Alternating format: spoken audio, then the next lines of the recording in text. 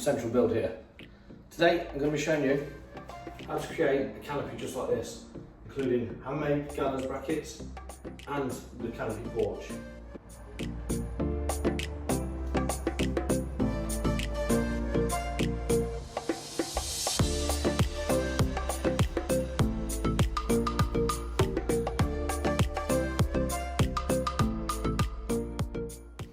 Now, as you can see, most of you won't be building your canopy inside. Currently these houses we're building in Coventry. It's at this stage, it's a bit wet and damp outside, so I've decided to bring the work inside so it can be nice and warm and dry. And here we have most of the tools we use for this project. Screws, on-site radio as needed as always, a couple of drills and circular saw, plenty of batteries, a few hand tools, glues, spare bits, chisels. One of the most important tools is your chop saw. This is my little 18 volt on-site chop saw with a 54 volt dual battery. Plenty good enough for this. We've got the bigger 300mm saw for bigger projects, but for in small projects like this, it's ideal. And the bench with slide out rails, which can support your workpieces nicely. So, first of all, we're going to start with our gallows brackets. Here, we've got 4x2 PAR, planed all round PSE timber. So what we need to do is decide on how big we want our canopy. This one behind us is going to have a 750mm roof protrusion off the wall. So therefore the gallows brackets are made at 700mm. So we need two pieces at 700mm to make your top and your wall plate, and then the offcut from the 2.4 will do the angle. So here we're going to measure two 700mm pieces of the 4x2. Always remember to cut to the right side of your line. With the blade being 2.4mm, if you cut the wrong side of the line, you could be out by 2 to 3 mil. So with a project like this, where you want everything to be nice and square and sit right, you need to remember to cut the right side of your line. So what sometimes I do, get your speed square, mark your line, and draw an arrow of which side you want to keep. So therefore, you should be seeing that line still on the project when you cut. If you can see there. So I've got my arrow and I should be keeping that line at the end. Most chop saws have a laser line, or on this one it's got the XPS shadow, so you know exactly where your blade's going to cut. Line it up.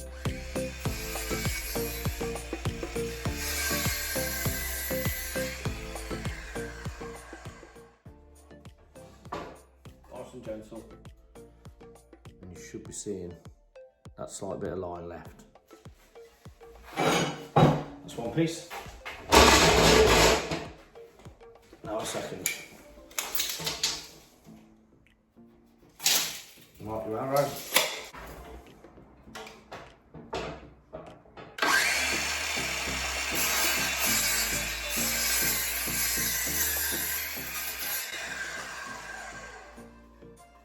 Again, catch your arrow. And our two 700mm pieces. So what we're going to do, this will be your wall. So I like to put a W on there, and this will be your top. So put a top on both sides. So what I'll do with this, the top will be biscuited and glued and screwed. We're going to take a mortise out of the top and the bottom, and a tenon on each piece, on each end of the angled brace. I always like to make sure pilot wood, because if you don't pilot it, it can twist off and you get a weird bite. So, and then PZ3 100mm screws, nice strong fix.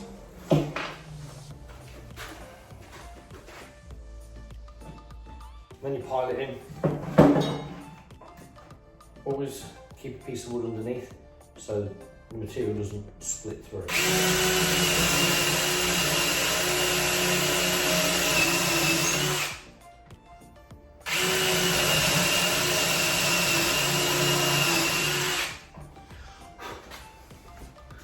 nice holes on the back, whereas if you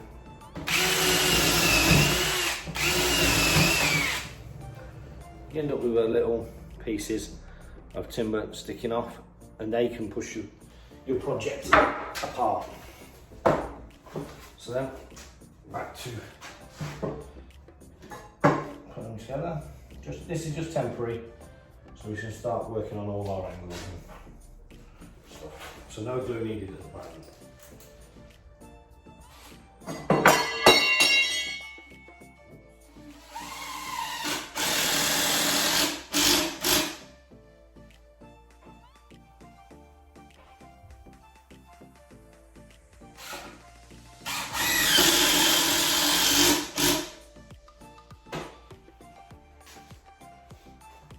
That already is very nice and strong because of them 6 screws, 100mm 6s. So what I like to do now is get my off-cut timber, put 145-degree angle on it, so we can start working off the wood nice and square.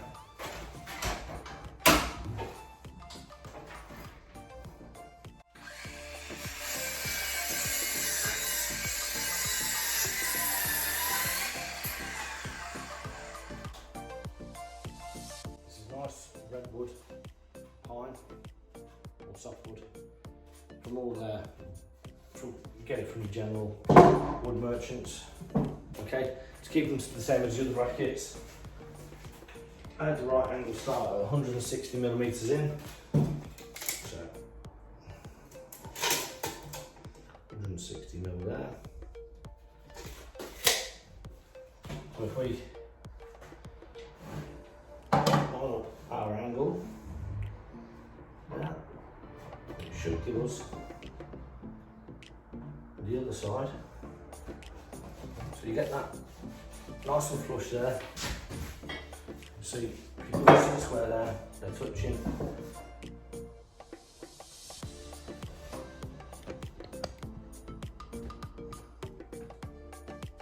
They're touching nicely. This means that this angle then, as long as this has stayed square, which it has, this is where we start marking all our lines, okay? So what we do, take a pencil on the underside, cut, mark them. What I always like to do as well, because this is my top, put a top T on there. Put a T on this piece of wood here on the angle bracket, and a W and a W. That way, when you start all your cuts and you know they're square, they'll always stay square together. So what I've done on this side, that I know is where my tenon will stop, and then this is where this will be my outer cut, and that's where my tenon will start.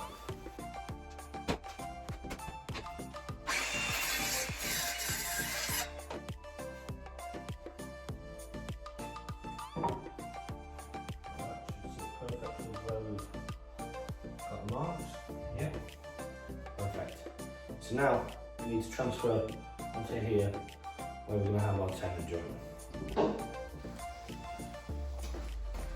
Okay, so here we've got, this is going to be our tenon joint. It's going to be similar to this one. This is the one I cut earlier, so I can show you what it will look like at the end. A nice big thick tenon to go into our 4x2 sideways. That'll give us a nice strong joint. So here, what I've done is the piece where the tenon's going to be, it's going to be this piece. So I've marked all the way around where all my cuts need to be.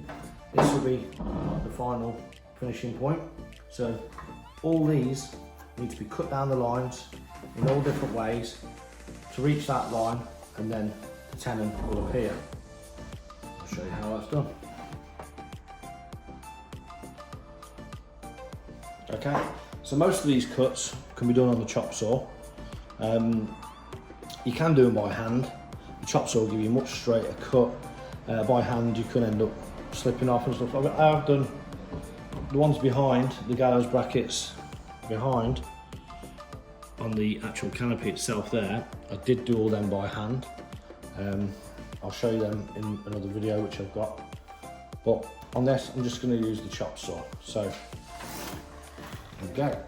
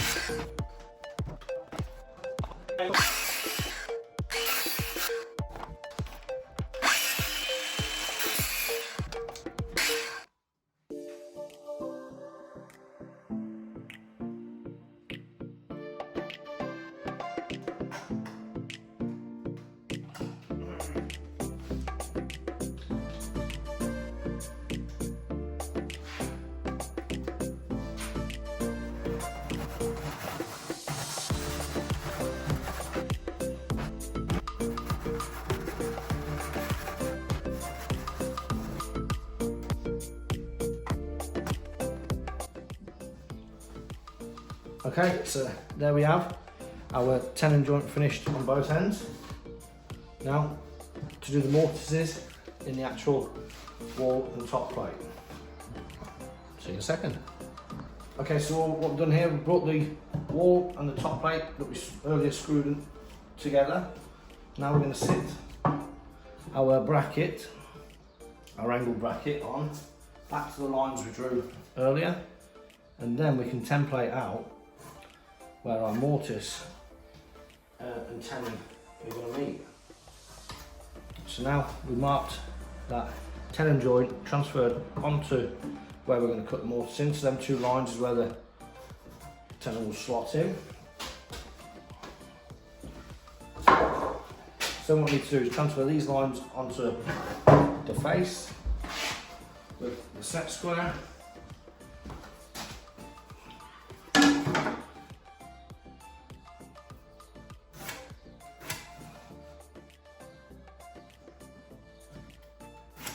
Like so. Then I know that I want to cut in at 35mm and 60mm. That gives me my inch notch. 35 and 60 makes that central.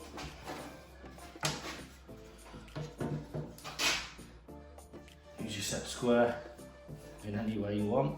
So that's even better, that nice flat line. Straight flat bit.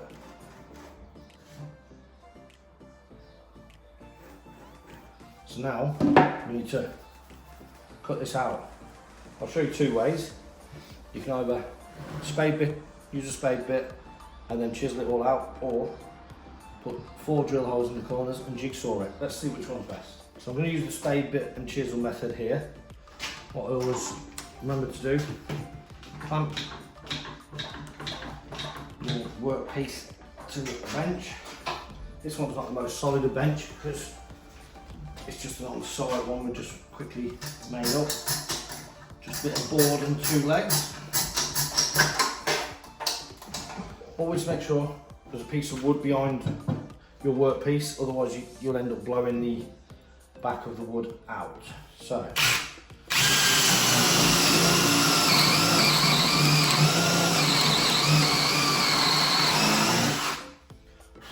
Nice sharp spade bit.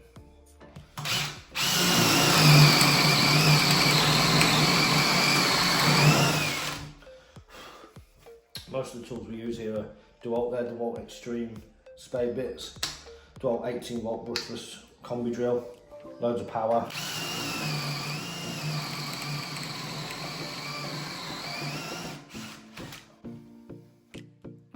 All the way through.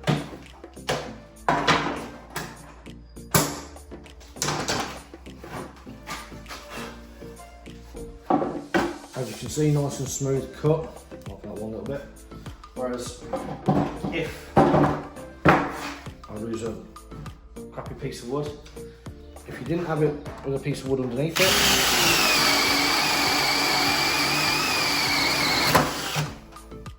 you'd end up with that. It's not as pretty and as accurate. Again, take a clear bench.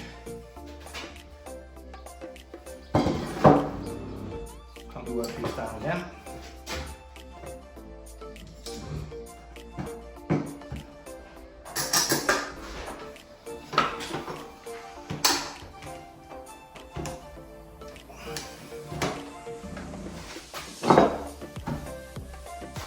Nice sharp chisel.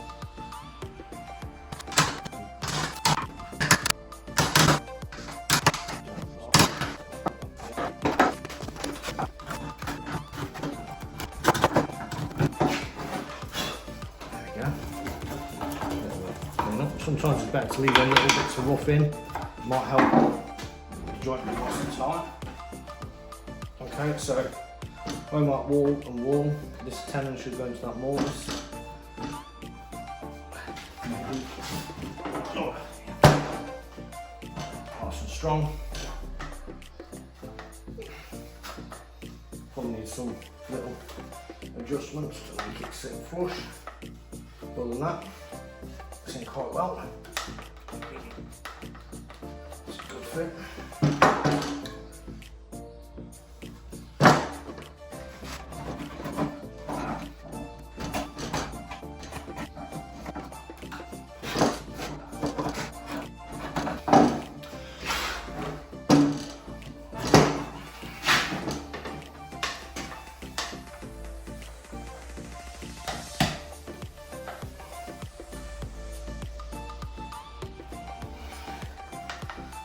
Screws and stuff, that's it. Nice. So now we're going to transfer the other one onto the top plate. So, like we did on the wall part, this is the top, this will be the top. So we know that's where we marked our tenon on the side of the wall. Now we need to transfer to the inside, 2 lines, a little bit of a mark so you know where they are. Speed square.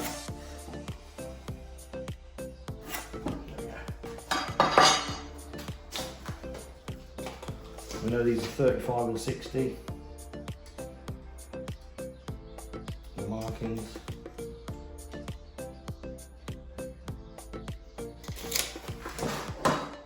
Line them up.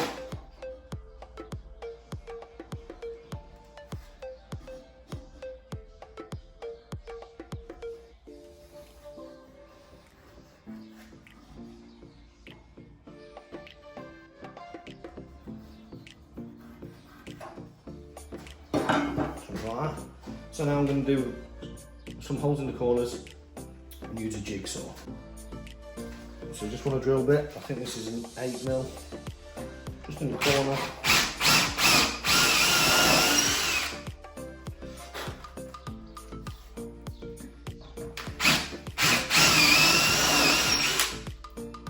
Accept a jigsaw.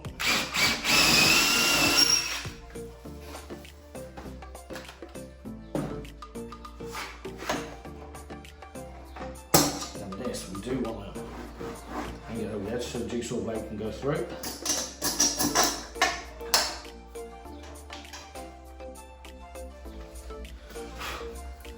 Nice sharp jigsaw blade.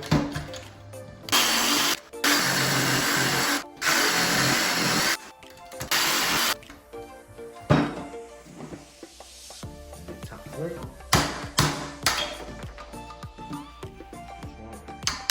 Level on that.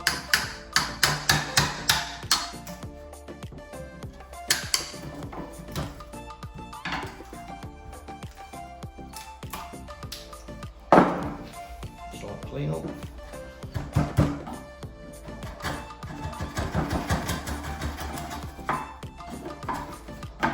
That's much quicker.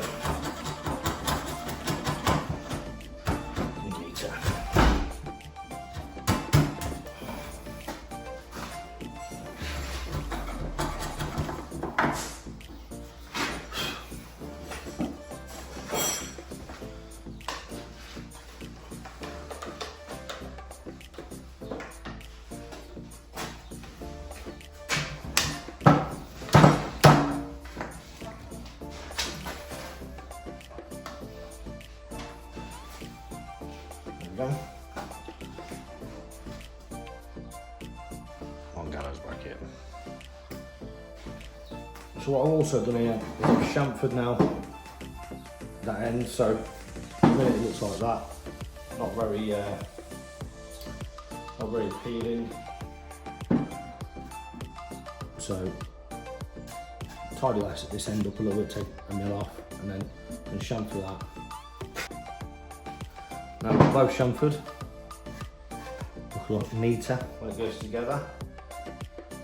So the next stage now is to make these look a little bit nicer. Now we've got the wall and the top plate made, and we've also got the angled gallows bracket part made with the tenons on, and these are the mortises. What we're going to do is use a little hand router. This is the DeWalt battery one, brilliant tool. We'll mark this up to 75mm where we're going to start our cuts, cutting into the timber.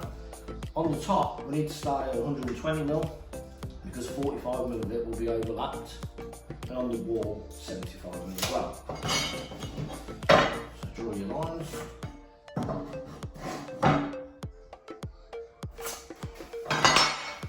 You've got your router nice and set. Full speed.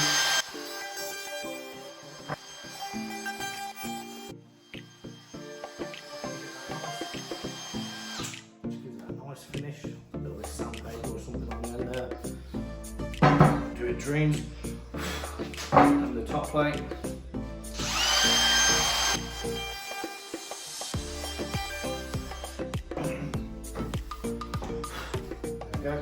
So that just gives it a nice, a bit of a fancier feel when it's all painted up.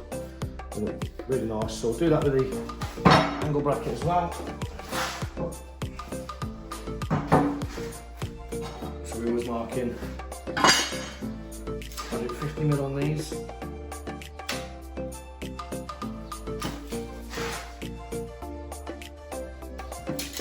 And what I always do,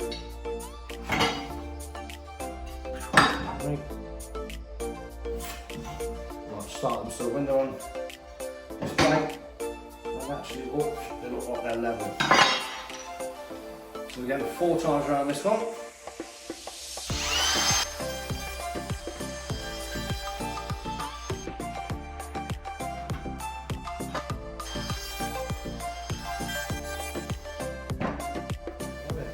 It's a simple little trick. It just makes it look like a fancier job, and it'll look like it's a store-bought gallows bracket. When you finish with it and paint it up, it'll look quite impressive. As mentioned earlier, where the top joins, I'm going to biscuit that.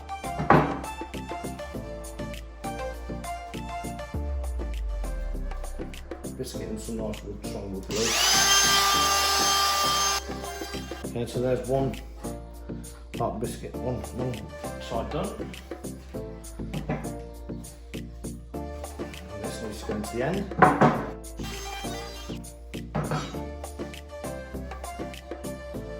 And 2 pieces. Swap together. And that will stop it. That will be able to pull apart. Loads of wood glue in there. And we can start screwing this back together. Building it up. Okay, so now we're going to get this all built up. So this is the wall plate, and this is the top plate. I'll use some nice strong Gorilla Glue.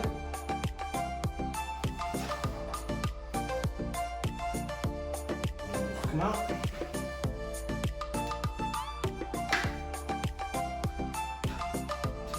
Dry inside there.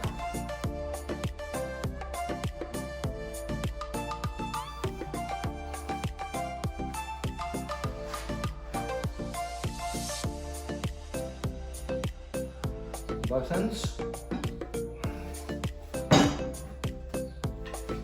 Push that into there.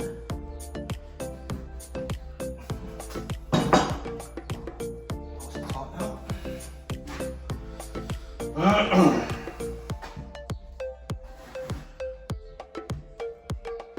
So now we need to put these ends in. We do put a little glue around the edges. Put that around nicely.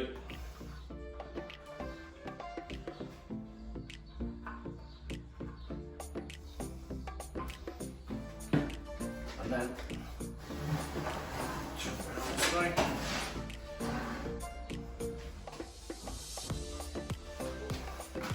The wall slots in there nicely.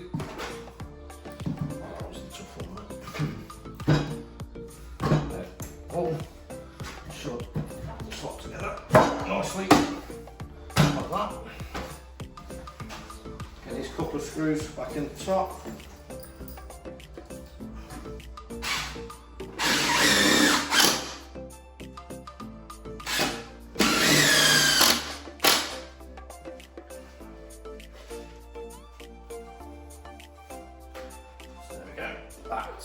It's getting strong already. What I like to do here is a nice strong fix. Fix from here.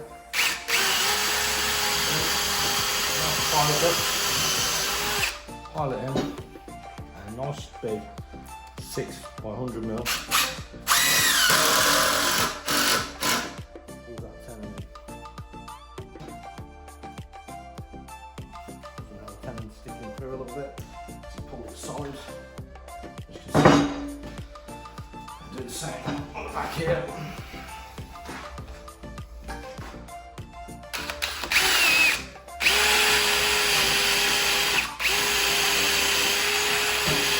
Get the knot there.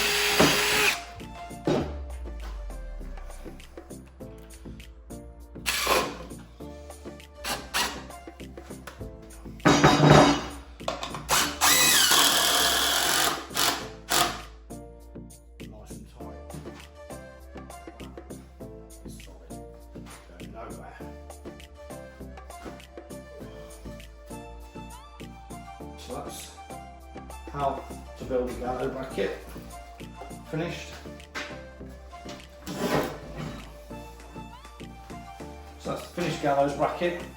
That's number 3 of 4. As you can see, the other 2 on the wall. That's one canopy that's built already.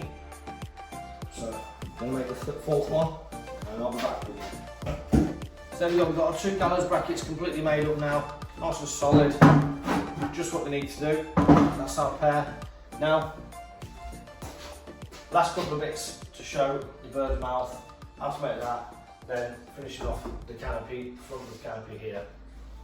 Welcome back, guys. So, now we've got the gallows brackets all finished and glued and screwed together, all set. What I've done in the background of our houses we're building at the moment is I've set up the gallows in a sort of setting they would be in real life. So the 2 gallows brackets, nice and strong, not going anywhere. So what I'm going to show you now how to do is make the porch, the canopy sort of rafters basically. These 2 rafters, we've got a bird's mouth either end, but at the moment they're sat there nicely all on their own. No screws, no grooves, no nothing yet. So what I'm going to do, I'll show you how to make these pieces with the notches out so it all just sits together perfectly nice, ready to go. Catch you in a second. Okay, so for this we're going to use some 3x2 PAR. You don't have to use this particular grade of wood. This is quite high quality, all planed all round, but I want a really good finish on it because the houses are going up for sale and we want to make them look as best as we can. So, what we've done, the gallows brackets, yours could possibly be very different. Ours are 1333, 1.33 metres apart, that's centre to centre. So, what we're going to need to do is work out how long our pieces of timber need to be. Now what we can do is have that overhang any length you want. So if you get some 2.4 timbers, I've got it so 2.4 timber, cut bang in half, makes mine perfect. It's just easier like that. So what I'm going to do, we're going to have a 45-degree pitch. I like an angle like that on the canopies because I think anything lower they look a little bit squashed. So we're going to cut the timber bang in half with a 45-degree angle at the top. So the 2 are going to come together at a 90, nice, making a nice strong joint. Then we're going to work out how to do the bird's mouths and the rafter cuts there. See you in a second.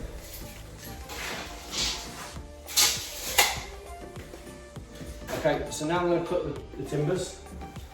What we've got here is 2.4.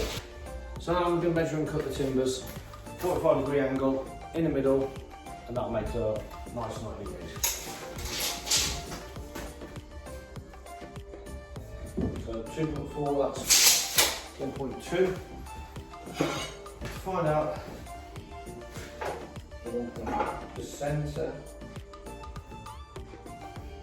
for the 45 degree, just measure the timber, which is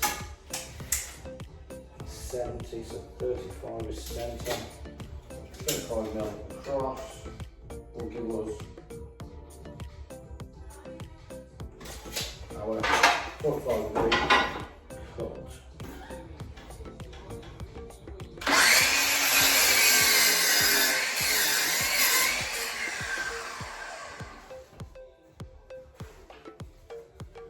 What I'm also going to do, where that 90 degrees at the top, I'm always going to cut this at 45 degrees as well, so that'll make the job look nice and neat at the end.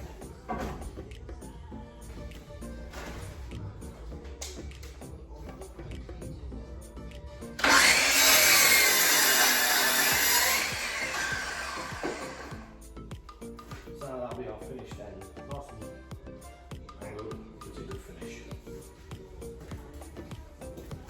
Do that with the other one.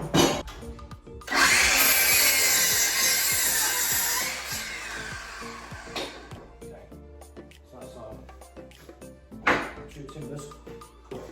Now, to work out the bird's mouths. So what I need to do is figure out where roughly our timbers are going to sit. So what I like to do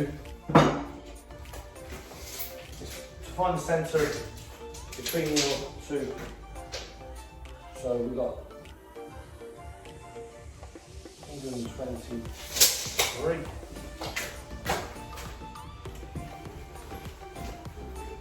See, with the single pitch roof, it's easier because you know your start and end point. But with a single pitch roof, you need to find your centre. So 123 and a half is 61.5, which is there.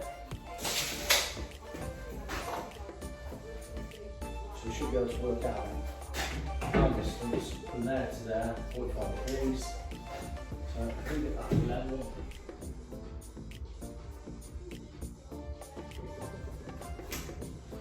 there again, if you hit speed square,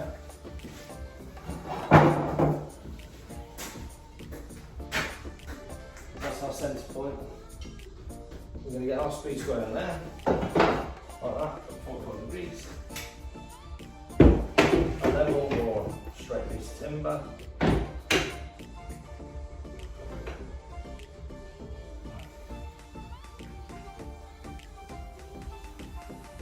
So it's actually there. Actually underneath, which is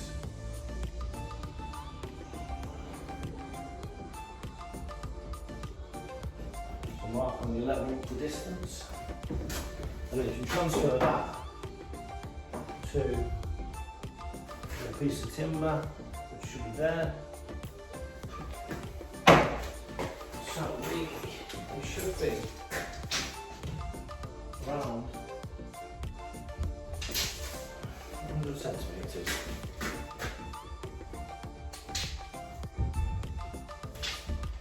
We need to now mark 100 centimetres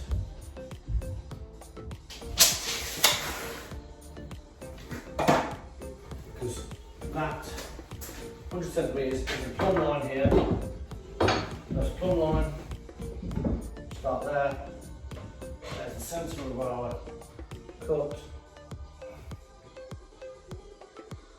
And that's where your plumb line will start. Now with your speed square, you need to find your lines. So now we need to use our speed square to work out how we do our bird's mouth. So we do that by finding, because we've used a 45 degree, we can draw our first line up, which is our plumb line. So the line is level with this, that goes up, and now what we need to do is get a 90-degree line off there, and that will be the flat part at the top of our timber. So I like a nice, about an inch notch normally. When you mark your inch there, I always get confused with these first. That's it.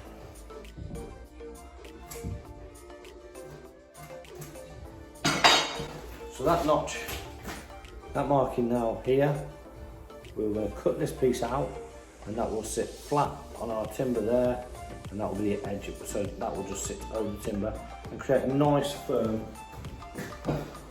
level slot for it to sit on. So as in the other videos, I like to mark all the way around so I can see that my cuts are good. Cuts stay accurate, otherwise you can get twisted bird mouths. You know what twisted birds sound like. And again, off there, 45 degree, that will be this way.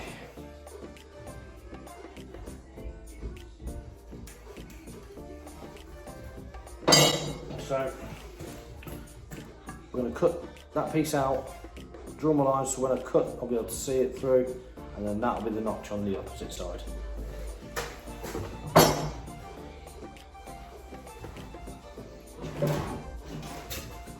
Back in 2 seconds when I've done both.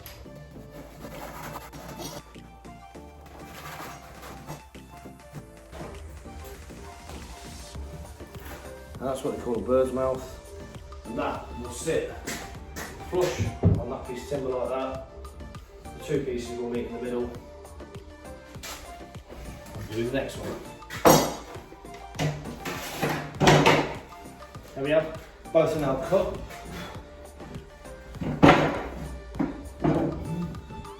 Both should be pretty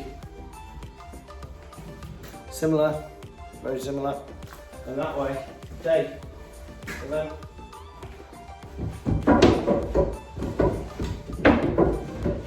sit on there.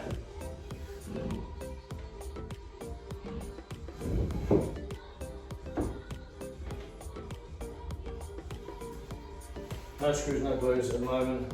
That's 2 made up. Need 3 in total. I'll be back with you.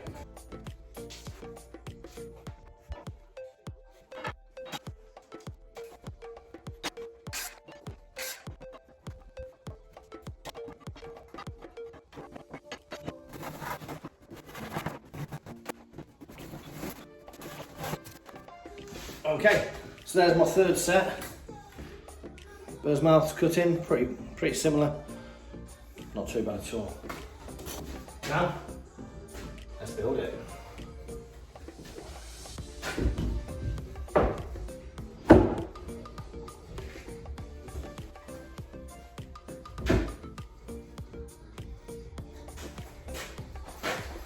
So, as you can see, I'm on the last pair now to build.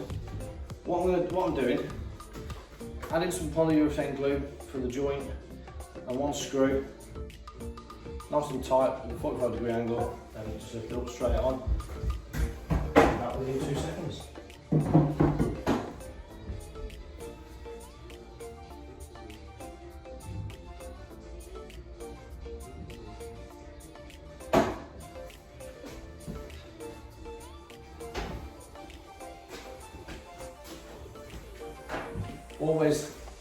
Always pilot the wood, because you want to be able to get that screw straight. Always pilot your wood. You want to be able to get the screw straight to the piece of wood without any extra bite, because it'll push it apart and your joint just won't be in line perfect. So if you have the screw so it already pops through, like so. You can just line it straight up, push them together exactly where you want it, and then it doesn't push itself apart. Let's see if I can show you.